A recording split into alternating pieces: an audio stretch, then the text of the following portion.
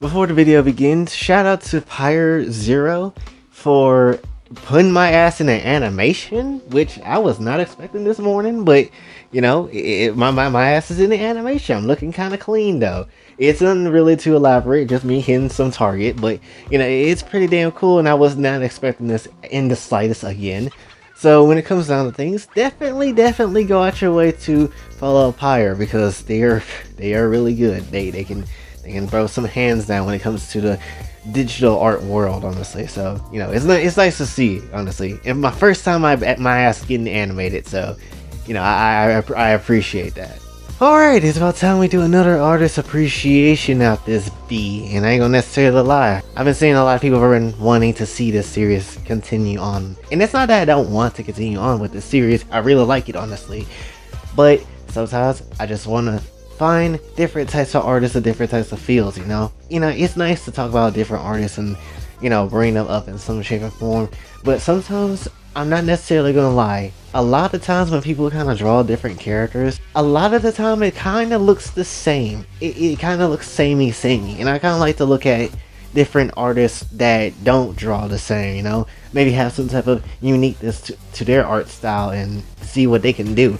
Or maybe something in a selective field that, you know, maybe not a lot of people do, but it's still pretty damn cool. Like Kaishioto with his art style and how it looks kind of creepy-ish, but it's still sexy as hell. Blue the Bone, who basically used like an 80s aesthetic to draw her style. So I like things kind of like that and things that are a bit different. Which is why we have a different type of artist today.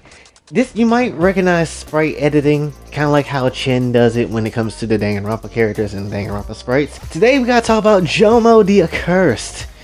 Lovely name. And when it comes down to things, they do a lot of different type of things. They have a bit of 3D model background work. I'm not necessarily sure of all how it goes when it comes to it, but I know they do also like original drawings as well, and those look pretty damn fire.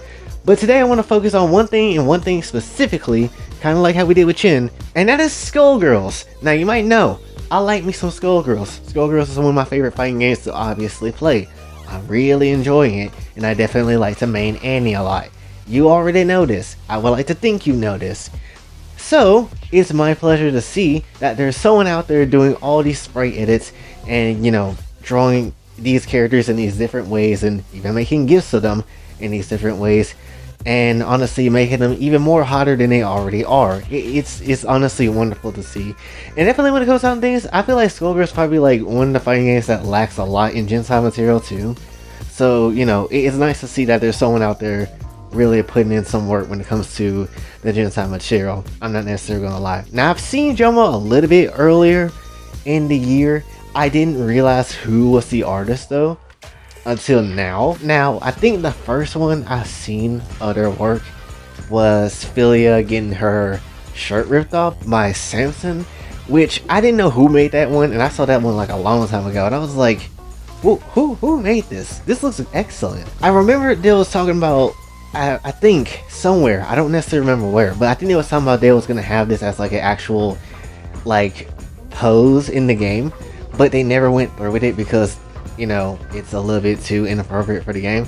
So even though that is kind of wild to think about, but still nonetheless, I was reading that and I heard about that somewhere, and you know, it's nice to see that it's come back over here.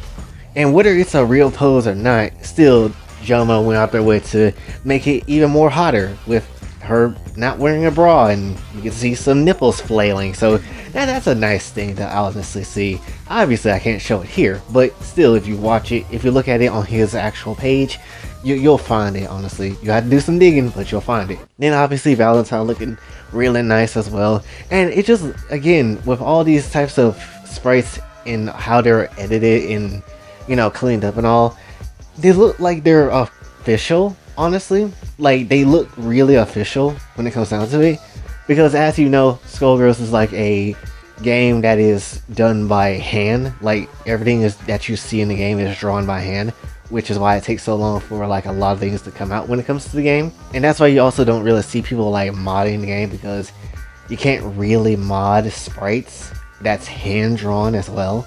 And majority of things that are hand drawn, the only way you could probably do that is let you draw the stuff again yourself, which if he were to put this into the game in some shape or form and mod it, yeah, that would kind of be the only possible way. But still, nonetheless, it's still very tedious to do sprite editing, at least from what I've seen, because you gotta kind of redraw things, and you also gotta try to make things better.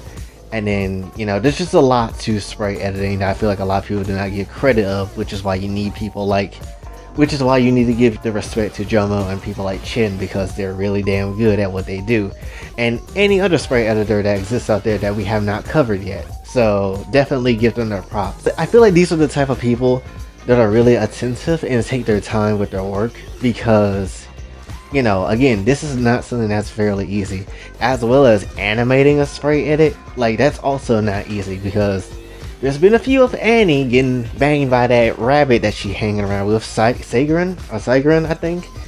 And, you know, it's not necessarily the easiest thing in the world, even though it is hot as hell. But it's not easy to just go out your way to just animate. Really, animate in general is just not easy to do. I would probably say my favorite one is Cerebella's idle pose, because they just flopping around, honestly, and it's nice to see.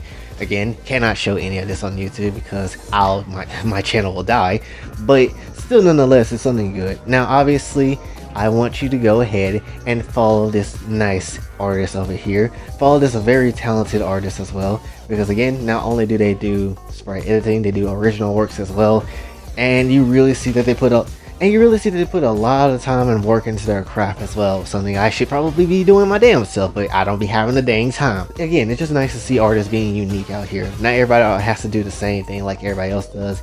So it's nice to see that there is artists out here that is like doing something unique, whether it's with their art style or the different type of genre that they're trying to get in with when it comes to the different things that they draw and try to animate. So it's honestly really cool. So that's pretty much what I wanted to say for this one. So hopefully you did enjoy. If you did, be sure to like, share, subscribe, hit the bell notification on your way out. Also follow me on Twitter, and if you'd like to donate to the channel, Patreon is available as well. And until then, it's your boy Jay, sign off. Have a blessed day.